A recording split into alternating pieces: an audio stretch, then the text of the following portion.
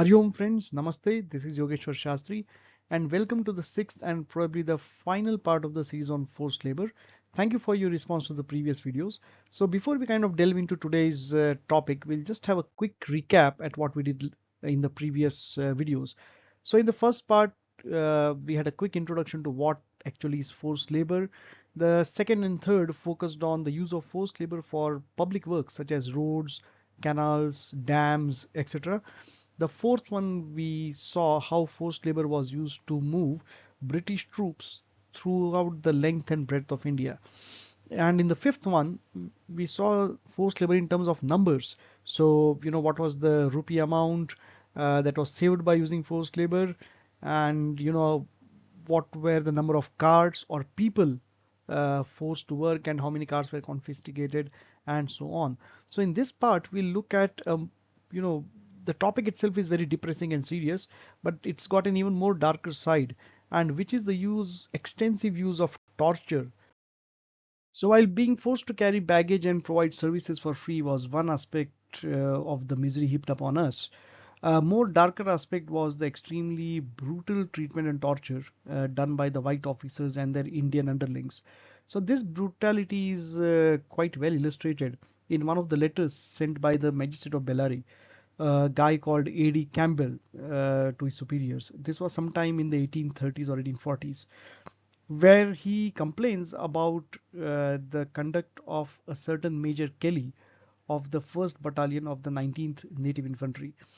And the magistrate has also attached first-hand accounts of several Indians, several respectable people from Bellary who were beaten up by Major Kelly and by his underlings. So these included people who had good social standing, such as the Ziladar. So Ziladar was a Tehsildar-like kind of position who was responsible for, collecting revenue and making sure that the farmers were, planting the crops and so on. The Karanam of the village, this was the village accountant and the village headman. And of all of these, the most brutal punishment was given to the Ziladar Narsimha Rao, who was obviously a representative of the government or of the East India Company. And he was beaten to a bloody pulp, and he was also given 20 lashes with a bamboo rattan. So bamboo rattan is like the bamboo stick or the bamboo cane. Now, if you ever have used cane to either hit, or if you got hit with the cane, you know it's very, very painful. Even one blow. Now, if you speak about 25 blows given with full force, you can imagine what it will do to someone. And one of the victims of this brutality, a guy called Lakshmanappa, has described what Major Kelly did on being told that there was no surplus rice or gram in the village, because the army detachments were used to getting everything for free. Just grab, chickens or food or milk, just grab it for free. So what Lakshmanappa says is, they, without listening to my words, took me and the Gowda of the village and carried us to the said major. This was Major Kelly, beating us in the road. So these guys were beaten up all the time. No sooner did we appear before the said gentleman that he came to strike me with a firelock. A firelock is the old gun, the musket. I seized the bayonet of it. So the bayonet is the knife which is used for stabbing, which is usually attached to the barrel of the gun. You will see this in all modern assault rifles as well. So I seized the bayonet of it, which came off when he bait me with the same firelock on my head and back and wounded me. Afterwards, the sepoys bait me and carried me into custody.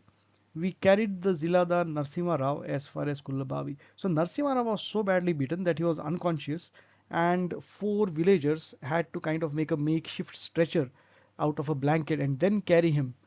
The situation was so bad.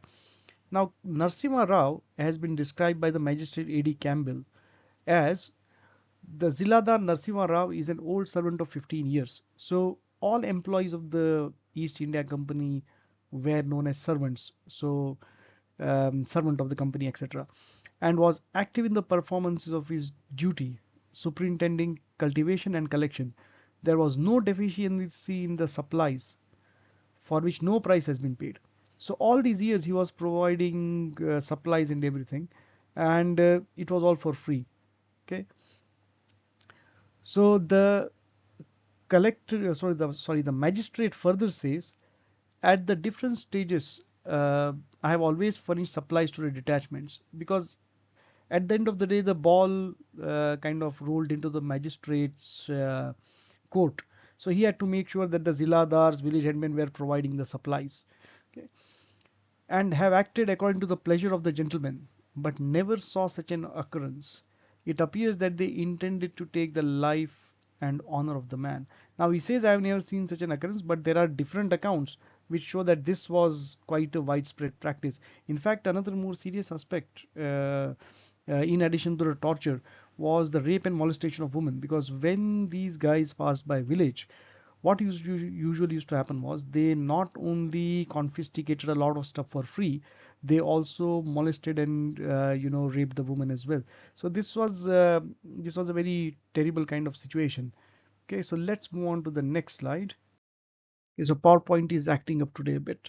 So the unbridled power which the British enjoyed in Bharat meant that they could detain people for as long as they fancied without paying any remuneration.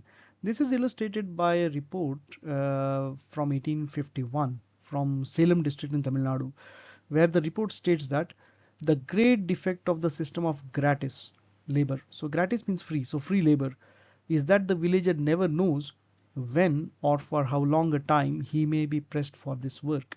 So it could be one day, it could be 10 days, it could be a month, it could be anything. And I got another illustrative example from Betul district in Madhya Pradesh. This is from 1840 or 1841.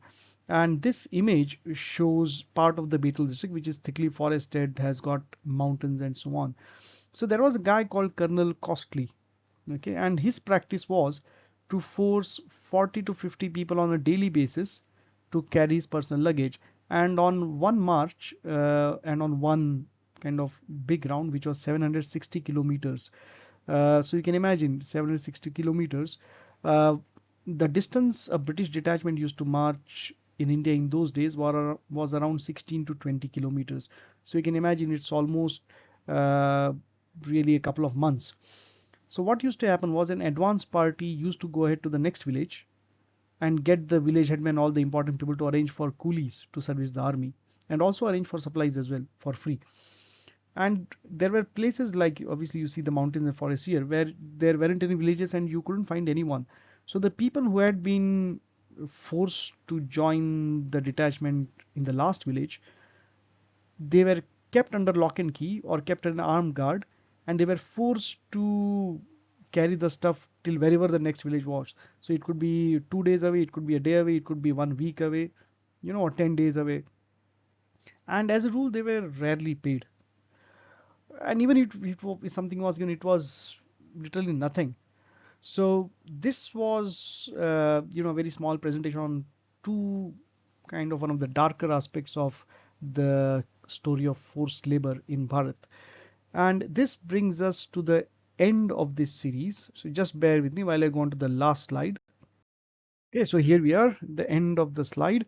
So I have put a question mark near the end because, as I mentioned in the first part of the series, I analyzed roughly 700 pages of original British era documentation collected by, the late Dharampal. Um, so the analysis is all done. It's been 2 or 3 years since I finished.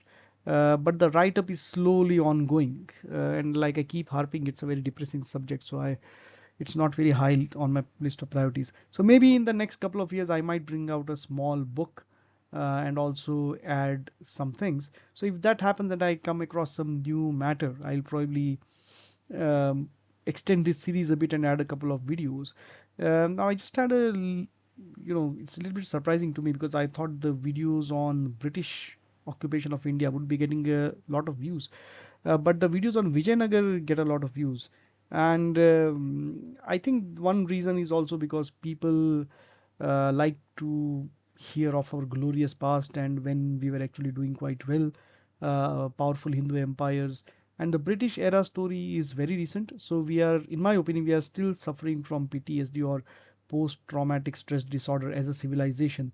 So it will be some time before we can actually come to grips with what the British did to us, and then we can actually start demanding colonial repartitions, or ask them to pay us back for what they have stolen from India. They won't do it. They don't even have that capacity.